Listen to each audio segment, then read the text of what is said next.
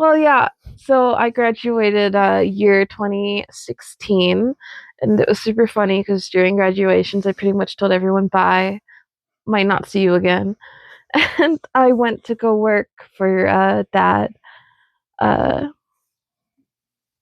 which was very interesting. I did the best I could, but for some reason, if we ever butted heads and stuff like that, his way of punishing me would to be giving me less hours or not letting me know he's about to leave to go to work, so then he would leave me at home and I would be like fully ready, and I go upstairs and I'm like, what the fuck? It was interesting. It didn't work out, but after that I had a really, really bad episode. um I definitely had a big tank in my what's the word I'm looking for? When you love yourself, what's that word called? Confidence. My confidence. I had a big tank in my confidence after. Self-acceptance. No, my confidence after. Self-love. No, I had a big tank in my confidence, and do I blame people for it? Yes, but I came back to Canada 2017, so I only lasted a year, and I actually wanted to leave sooner, but I decided to stay for my birthday. So I got to come back in the winter, and I think that was just the best thing to come back with all the snow on the ground. What did I do? What was my first job here? Now that I think about it. When I came here, pretty much life had been happening, and I decided to stay with Auntie Nora because I wanted to kind of get away from almost like relying on mom for certain things and kind of stuff. I wanted to go and grow up, kind of rebuild myself, while also struggling with my mentality because I had gained a lot of weight during that year on the island. So I had a very, very bad episode that lasted way too long. And I managed to lose a ton of weight, which was amazing. But where did I work first? Was it were you always a server? I feel like I did something before being a server. Was it the stadium, the Rider games? I think I started out with the Rider games. Mom or Auntie Nora knew a guy, and I went to go see that guy. And I was like, hey, guy. And he was like, hey, you're hired. And I'm like, great. So, yeah, the Rider game season happened. I was able to make a decent reference, income. Riders is football. Riders is football. Stadium, hence. I managed Canadian to make a decent amount of money to actually have a little bit of support and just kind of enjoying my life and focusing on losing weight while I was staying with Auntie Nora. And then once the season had finished, I needed another job that would be part-time because I still didn't want to put too much on my table.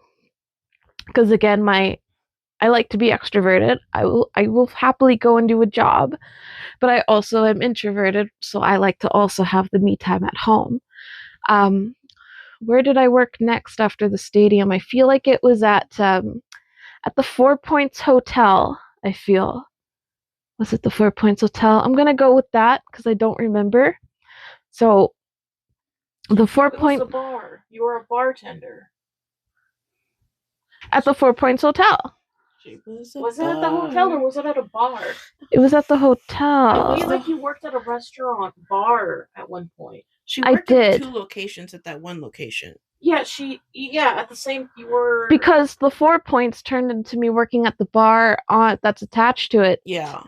Rogers Tavern. Yeah. Yes. Yeah, we had dinner there a few times. You were pretty good. Rogers Tavern. You're a very good server. Thank you, guys.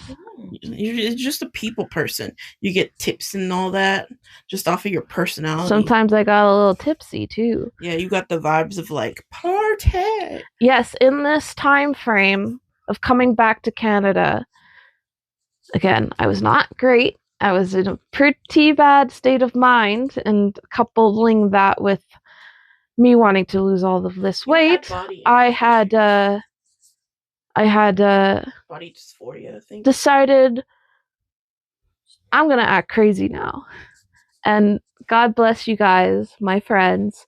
I managed to find Stacy again and everybody, and through my in between working at the Four Points Hotel and the Rider Games, I quite enjoyed the party life. I will be honest, and I did party with drag queens, and it was great until that one time. Steve, blur that out. Just keep in the ST, and then blur out the rest. Editing is not easy. Editor, can you? Sorry. But through this, I did pick up smoking. Good times. Love a cigarette. Bad for you. So bad. Don't smoke, kids. Don't smoke, kids. It's not good for you. It only numbs you a little bit. But if you keep going, with the nicotine effects, your voice is gonna drop, which is what I wanted, because I remember so freaking through my life, my sisters, as Exhibit A, would bully me for having a very high-pitched voice, which is okay because I was a bastard back to them. So yeah, exactly. Sisters did do that, right? But at the time, I was like, this is gonna make my voice drop. Cool. Drop it low. I still am a smoker, and I'm not gonna deny that. She went through all of it. I do it. I did that, and then There's Tavern is where I got to meet a little bit of the sadder side of the Canadian of Canada, I guess you could say, of our little spot here. There was quite a bit, pretty much a lot of. I got to meet a lot of the homeless and a lot of the drug users. It's unfortunate that is their spot they go to, but what are you gonna do? And through that, I started to not want to be so Robin Hood-esque, if you say. I feel at this point I started looking more towards improving myself than improving others, which was very helpful in the fact of I was losing all of this weight for me and stuff like that. Afterwards, I guess I had enough dealing with that kind of clientele, and I decided I'm going to move on to something else. And I decided to go and work for some lovely people that really, really put things into perspective for me. Bless your guys' heart. I love you guys. I worked at a pizza place, and it was very, very fun because that was in my mind, I'm still like, oh, if someone's feeling bad, I need to help them feel better. Let's say the cooks deserve to be yelled at in that moment, and in my mind, I shouldn't have said anything because they should have taken it, and they had a little talking to from the head chef there. So this is a little working drama? What? This is a little working drama? No, I'm just saying how this kind of affected and put my mind into perspective of my place in this place, hierarchy, you should say, and the way to react and the way to respond in certain situations. I'm growing. So you learn new skills, you would say? Always learning new skills. So this was a big major skill changer for me. Okay. I went and I turned to my, you guys are doing great. Let's keep working hard or something like that. I didn't think I said you're doing great, but let's just keep working or something like that. And I got told to shut up. I remember after that day, I was like, oh, I know my place, and through that, it really humbles you down from yourself, because coming from the island to Canada with my whole headset of I'm going to help people and going through high school and doing well and all of that stuff, only to go back to tank, it was reality hit. Reality check. Definitely a reality check. And so after that, I worked for several years. Enjoyed the people I worked with. It was a good time. I appreciate everybody. Afterwards, I worked at the hotel, another hotel, um, blah blah blah, hotel, blah blah blah. I worked at another hotel. And there I continued to do what I knew to do, which was being a server and a bartender. Um, I did that for about a year, I think, and then I noticed they also had another position open for banquet staff. And I thought, that's a little different. Step outside my comfort zone. I'll give this a shot. The money was pretty good coming in from both things, and I was pretty much in 3 spots in this hotel. So I knew where everything was. I was very knowledgeable, I would say. You became reliable, would you say? People could count on you? Yes, and then Took on all the responsibility? it's almost like I ended up taking on too much. Um, so I gave up some of my other jobs so I could focus on the banquet staff because I felt like they needed the help, and I didn't mind the work. I liked the people; it was all good. But then, management changes, people go rise up, and then um, people leave, and then COVID happened, COVID-19, and that drastically cut our staff in half. Um, After that point, work was a bit difficult for me because we were not staffed properly afterwards once endemic came into effect. Mm-hmm. And after that, I realized like I was hurting myself mentally, crazy stuff like that. I realized that I was having some feelings that I actually had back on the island when I was working for my father. And I said, okay, well, that can't keep happening. And then I decided that that was it, and I quit. That's it. That's it, and I quit. And so through those years, I continued working for the football games in the stadium there. Uh, good time, good times had. I met a lot of people, and I feel like I've learned a lot of skills, and I've felt a lot of emotions from other people, and I've also felt a lot of emotions in myself in terms of how Canada affected these things. It's a lot of different stages in our lives that I feel I wouldn't have been able to overcome if I had stayed in the island there. I definitely feel like there's issues there on the island that are not okay, and that moving to Canada was the best decision that could have been made for me, the best decision I made once I came back. Because when I look at it in hindsight, I really feel like Canada has just allowed me to grow and overcome and actually have people around that did show up for me. People that clearly, openly showed that they are there for me. So I felt Canada and Canadians, to be a Canadian truly is. What? Nothing. I'm sorry. Don't look in my face. I was just hearing your statement, and I was just thinking to myself, wow, this is what being a Canadian is about. And then for some reason, the national anthem started playing in my head. And a Canadian flag in the background. It's great. I honestly feel like being a Canadian is to be a person that accepts every culture, every type of way, every type of person. And I really feel like that's me.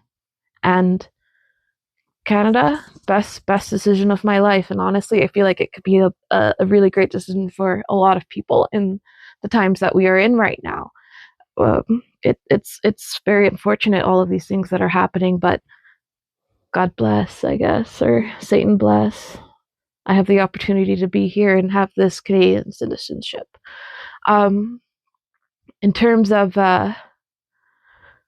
I think it's interesting. I have a question for you two. Okay. Do you guys even know the national anthem for the island? The national anthem for Turks and Caicos? Turks and Caicos. Oh God, it's been forever since I had to say it. So Sky, do you know it? no. No. I'm gonna look into that again.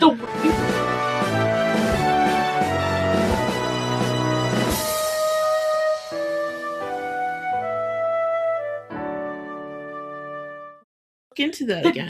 You asked the one that has the memory issues. Okay, but now, do you guys know Canada's national anthem? I remember some of it, and then there's some French in there, mostly because I had to sing it in choir. Sky, do you remember it? Yes, I remember it. On the count of three, 3, 2, 1. Okay, we're gonna sing.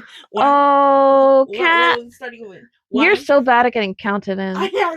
Math students struggle. Okay, you do it. Okay, 1, 2. No, 3. you go 3, 2, 1. Oh my God, Sky, you do it. You don't increase the number because we don't. Canada. Well, not too loud. Our home and native land. Did they change that? True patriot love in all thy sons command. So off tune. As your baleto ne paye, ite pote la toi. Tony soire tony pompeye. And she's singing the song in French. God keep our land. I'm pretty sure they changed that. Glorious and free. Isn't it true? It's free. It's free. Glorious. Oh, Canada, we stand on guard for thee.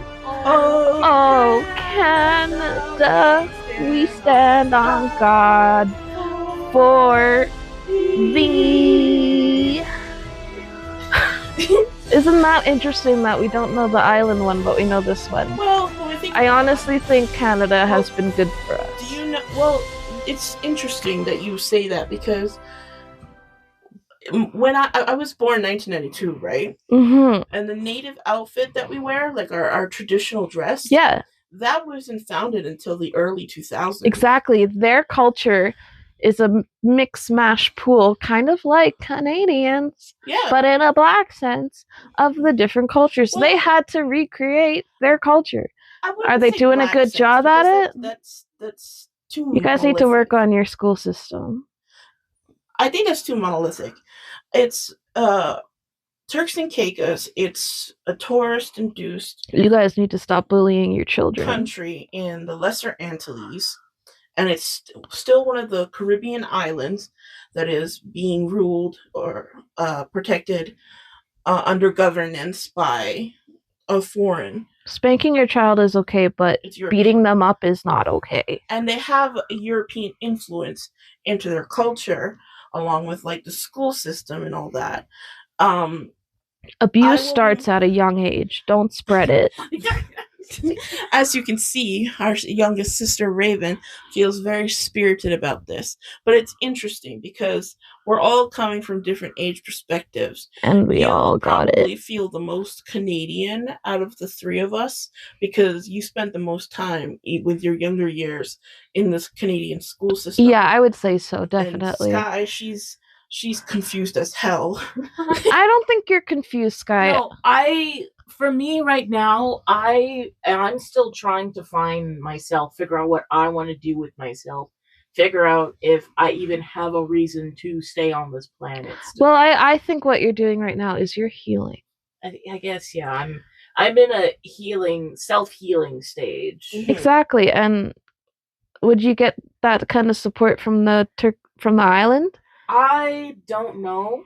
I feel like I have a lot more mental opportunities. Clear is lacking over there, definitely. Yeah, I have a lot more opportunities to get the help that I need here because they're more advanced in their medical care systems. Healthcare, yeah. Healthcare, yeah. And like maybe you could through the British system over there, but we've been away from that system for so long that it's hard to tell. I just really don't think you would have been able to get that help on the island. Yeah. And it hurts my heart to say You that. definitely feel biased about that, considering our educational past and what you saw with our younger not stepsister, half sister is dealing with. Yeah. On the island, because you went there most recently, and she was having issues at school, and that I was so surprised. It probably triggered a lot of your issues that you had, because it was all the same, minus the beating with the rulers. At least they stopped that. Jesus. Yeah, at least they stopped the beatings. But yeah, there's still more mental. They're certainly using their mouths to attack the children There's now. There's definitely mental care that needs to happen when approaching children. You don't treat them like delicate little flowers that are going to break like that. But at the same time, you can't berate them and make them feel so terrified and scared. It's like burn the witch. To make even one single mistake.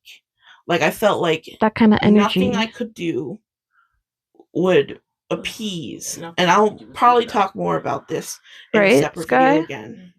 But here in Canada, you know, we all felt like we could express ourselves. We might have struggled with it, but eventually we got there.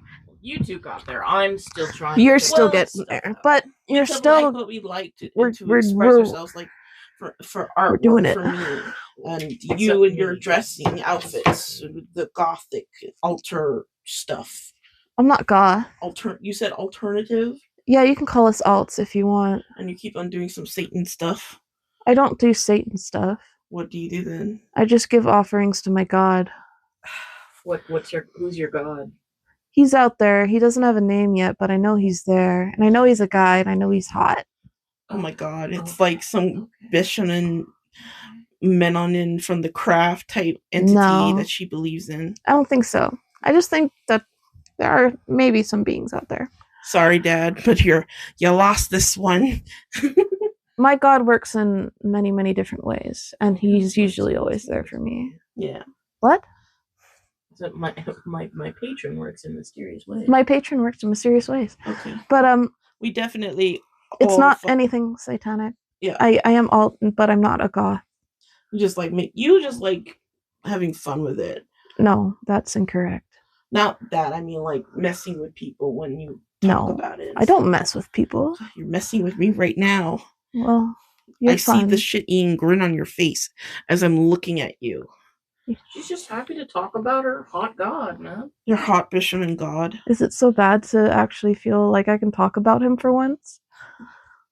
See, I didn't know that about you, actually. You didn't know that? No, I didn't know that you were. That's why I burn sage and stuff. That's who I'm doing it for. That's who I pray to protect you guys. We don't know everything about each other's interests. We think we do, but we don't. Gotta hang out more. He always comes through, and it's great. There's another one to add to the plot. Who? God-wise. Oh, yeah. I mean, he's not really real, I mean, but... He's a modernized ideology, I guess. I think if you think about it enough, it becomes true. I think it's more so the belief that you can get support from a higher being. It doesn't matter who it is, just that they will help you in your time of need, or they can help, or they can give you insight or whatnot. It's like giving me a little bit of hope. So you have a belief in something, and you, Sky, something that no one else believes in. Do you have a my own belief system, or just curious? Do you believe in God? I don't worship anything. I do believe that there, in some way, shape, or form, there are higher powers at play, but I do not worship. You believe in higher beings. Higher beings, higher powers, whatever you want to call it. You acknowledge that there might be something other than us out there, but you don't put your time into worshiping that entity. No, because I don't believe that they do anything. They offer me the kind of help that I need. Yeah. Yeah, I actually once believed in God when I was. We all did, didn't we? Well, we all did.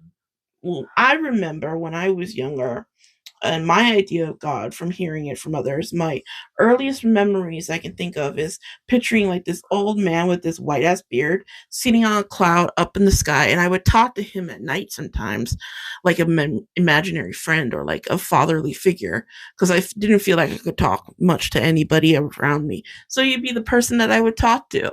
You made a tulpa. That's so cute.